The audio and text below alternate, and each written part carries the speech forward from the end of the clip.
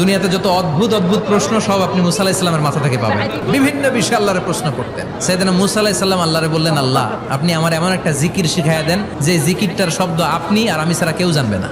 দিনে রাতে সব সময় এই জিকির আমি করব, আপনারে ডাকবো, কিন্তু শর্ত হলো এই জিকিরটা জানবে শুধু আপনি আর জানবো শুধু আমি। আল্লাহ বললেন, মুসা পড়ো লা ইলাহা।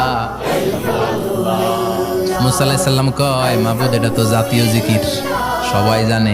আমি তো চাইছি এক্সেলেন্ট একটা জিকির, কারো কাছে নাই, শুধু আমি জানবো আর আমি পড়বো। আল্লাহ বললেন, মুসা এই লা ইলাহাকে যদি এক পাল্লায় রেখে দাও, তাম বিশ্ব, সাত আকাশ, সাত জমিনটারে তুলে যদি তুমি আরেক পাল্লায় রেখে দাও, লা রাজাহাত কাফাতু লা ইলাহা ইল্লাল্লাহ, মুহূর্তের মধ্যে লা ইলাহার পাল্লা ভারী হয়ে যাবে। ও মুসা, তুমি যতই এক্সক্লুসিভ জিকির চাও, লা ইলাহার চেয়ে দামি জিকির আমার কাছে নাই।